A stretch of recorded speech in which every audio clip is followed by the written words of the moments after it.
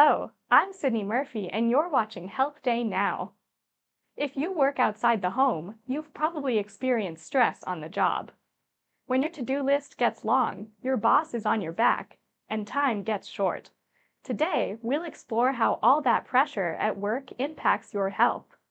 Also ahead, why so many doctors and nurses are saying goodbye to medicine. With a record number resigning, what does that mean for your future healthcare?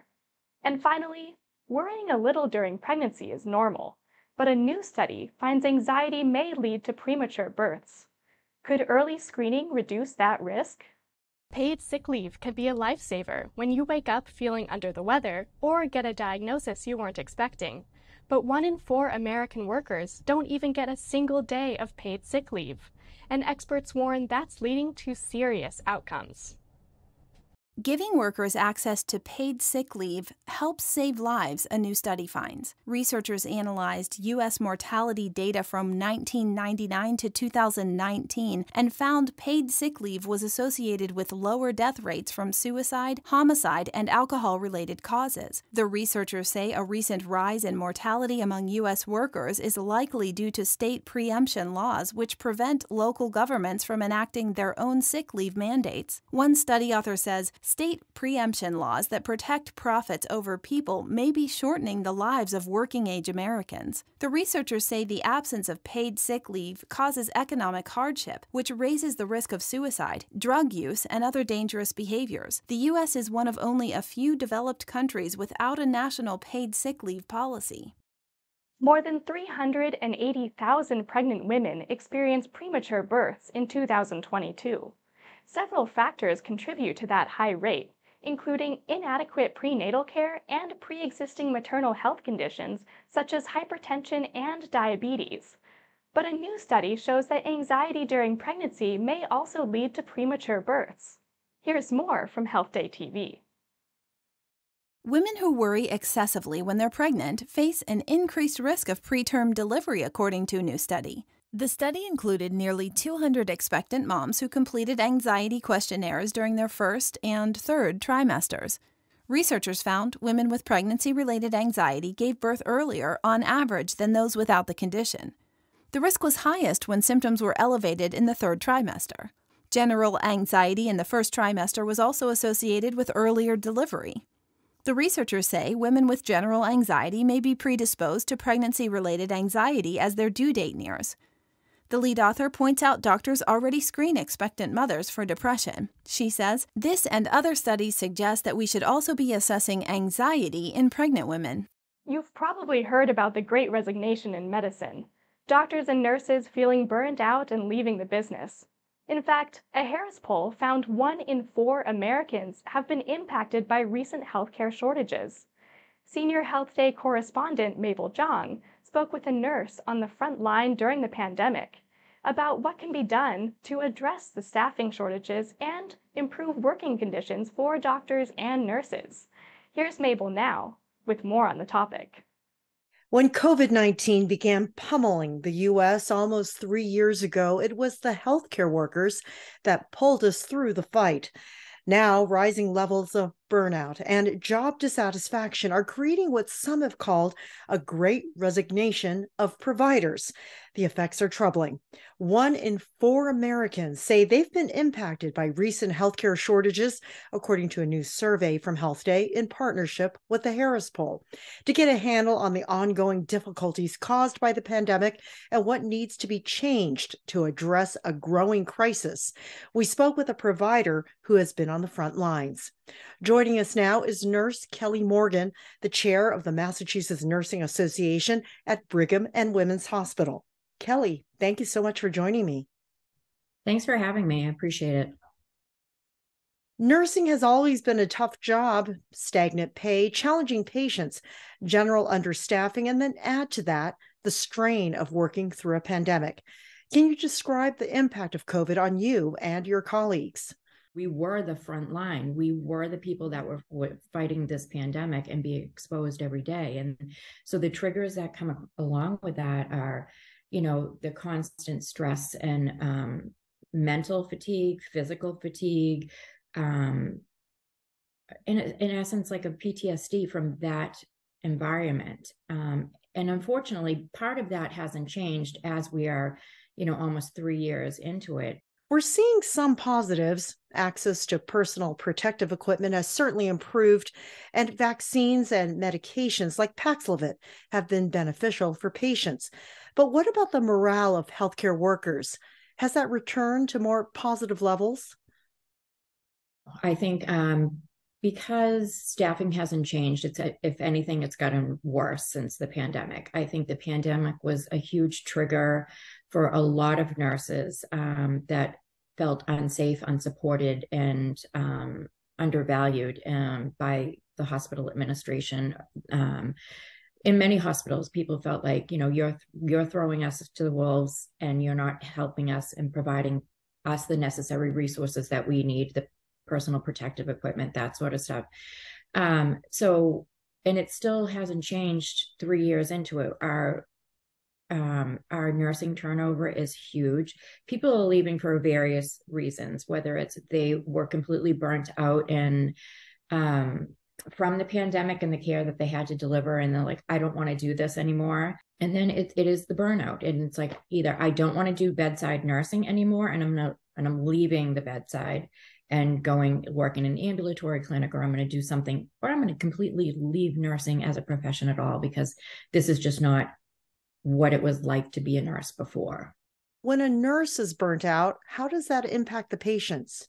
I'm sure it is in ways that I'm not even recognizing. I think, we try, like I said, we try to go into the room and leave everything that's happening outside of that room out there, so we can go in and take the great care of our patient that the patient deserves. But I'm sure that there are days that people aren't as cheerful as they normally were, don't feel as compassionate as they did, even though we're trying not to deliver that message to our patients.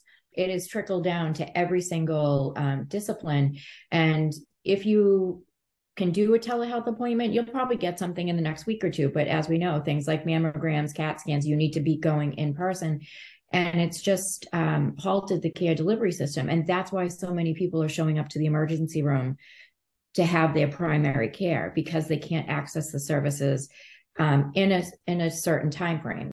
Do you think people are getting sicker as a result of not being able to access care in a timely fashion?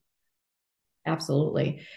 People are showing up in the emergency room where if they had been able to access care 3 weeks before that, they wouldn't, and maybe they did get COVID, and they could have gotten their treatments, the 5-day medication treatment, but they didn't. And now here they are 3 weeks later, sick with COVID pneumonia, requiring, respiratory support and an admission to the hospital. According to data from a Harris Poll survey, 88% of Americans report that they think of healthcare workers as heroes, but more than 52% agree that working as a healthcare provider is not as highly respected as it once was. Kelly, how have these sentiments been felt in the workplace? We don't need adoration every day. We're not asking for that. We're asking for the proper staffing, equipment, space, and resources to take care of our patients safely on a daily basis and provide the care that we have always been able to provide them without them knowing that we're facing these challenges. I walk into a patient's room and I want my interaction, however long or brief it is, for them to get the best care from me without me having any other distractions, and them not knowing that maybe my assignment is doubled. I don't want them to feel any of that. And I think the nurses across the board do an excellent job as not letting their patients know how stressed we are and the challenges we're facing outside of the room, because we try to leave it at the door when we go into the room. You have decades of nursing experience, almost 30 years. Have you had days when you've just wanted to give it all up and quit? More than I care to remember in the last 2 years. Before that, I came into work every day. I would be, I loved my job every day. I always used to think, I am so lucky. How am I so lucky that this is what I get to do for a living? And I have not had many of those days in the last 2.5 years. And that's disheartening, because a nurse goes into nursing because they want to help and they want to take care of people. They want to nurture. and make people well again. Yeah. And it hasn't felt like we've succeeded at that. Kelly Morgan, a labor and delivery nurse and Massachusetts Nursing Association chair at Brigham and Women's Hospital. Thank you. Thanks for having me. I appreciate it. To further discuss the impact of the Great Resignation in healthcare, I'm pleased to have Brock Slabach with me. He's the Chief Operations Officer for the National Rural Health Association and has over 21 years of experience as a rural hospital administrator. Brock, thank you so much for joining me. Thank you. It's great to be with you this afternoon. We just heard from Massachusetts nurse Kelly Morgan about how healthcare workers, specifically nurses, are burned out following 3 years of battling COVID. What healthcare positions have you seen hardest hit by the Great Resignation?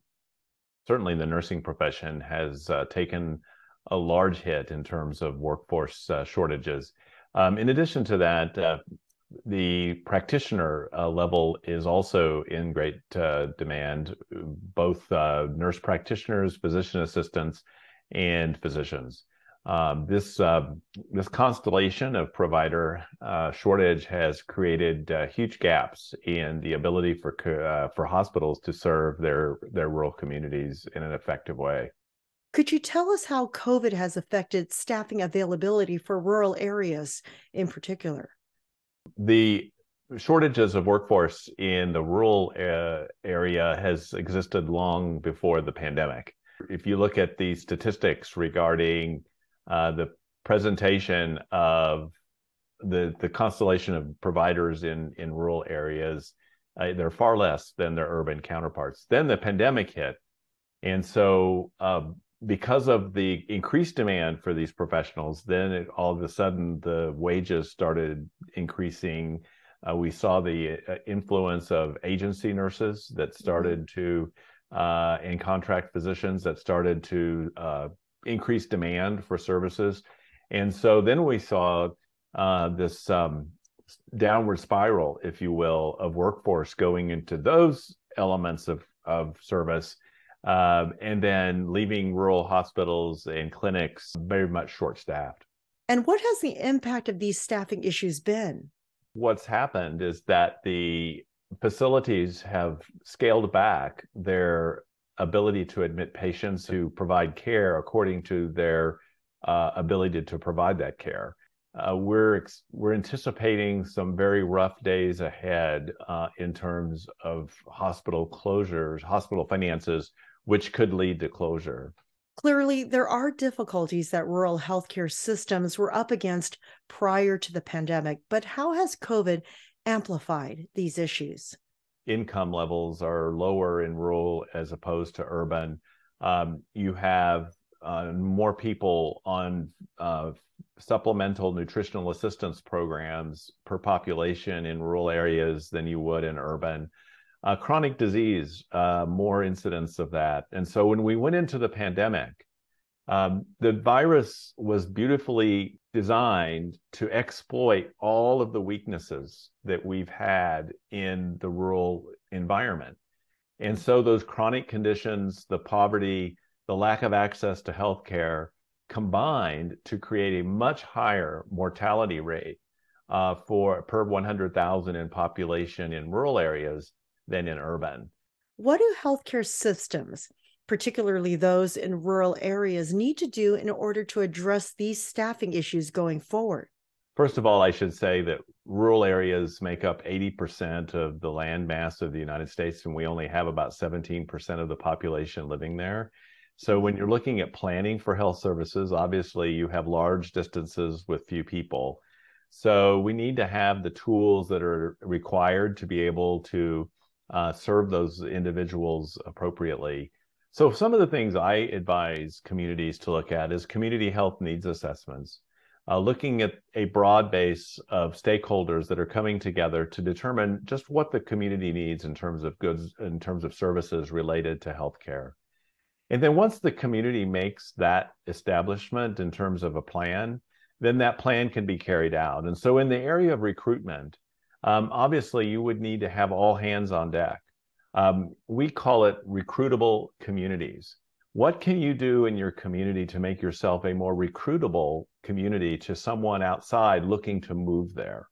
So that might mean that you need to provide better housing. You need to look at the housing stock, the inventory of housing that's available for people to move into once they decide to locate in your area.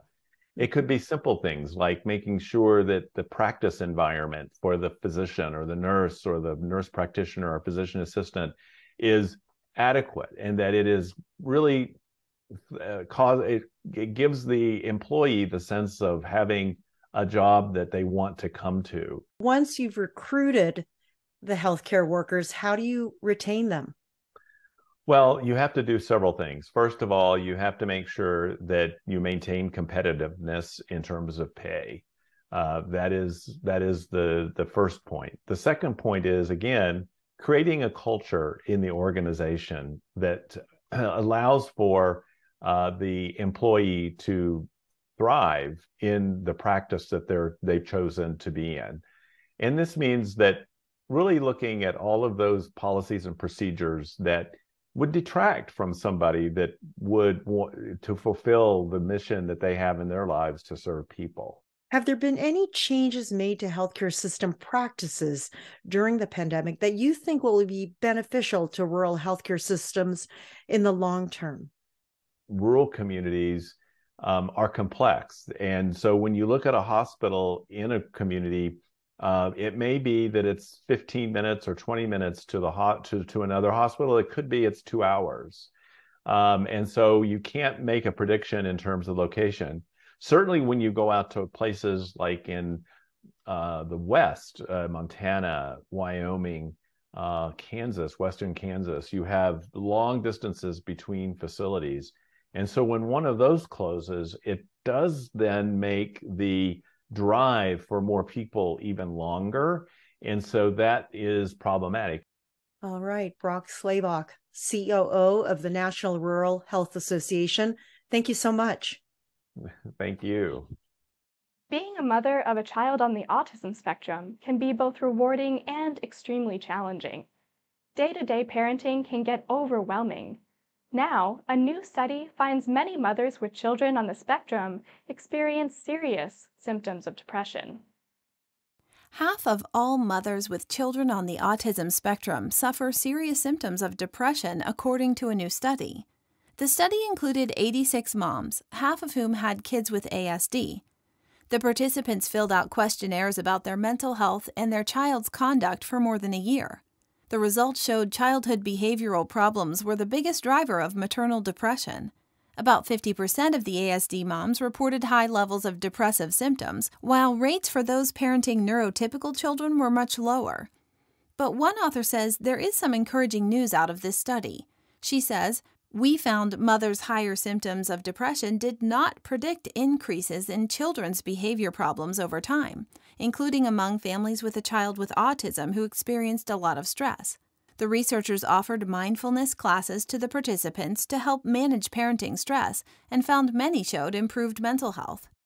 Being in a good marriage has been shown to have heart benefits, but being in a not-so-good marriage may have the opposite effect in some cases.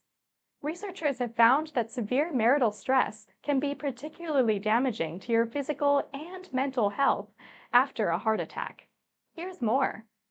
Younger adults in bad marriages may have a hard time recovering after a heart attack. In a new study, patients living with severe marital stress were found to be in worse physical and mental shape than those with mild or no marital stress after being released from the hospital. The lead author says healthcare professionals need to be aware of personal factors that may contribute to cardiac recovery. Nearly 1,600 heart attack patients were asked to complete questionnaires that rated their relationship stress. After 1 year of monitoring, those in the severe category had worse physical and mental health and lower overall quality of life. They were 67% more likely to suffer chest pains, according to the results, and nearly 50% more likely to be readmitted to the hospital for any cause. Researchers also found more women than men were impacted by severe marital stress. A spokesperson for the American Heart Association says this study highlights the importance of evaluating the mental health of cardiac patients and is consistent with previous studies that show a greater burden of marital stress on the health of women. I'm Sydney Murphy. You've been watching Health Day Now. To get your daily dose of health news, visit our social media and website at healthday.com.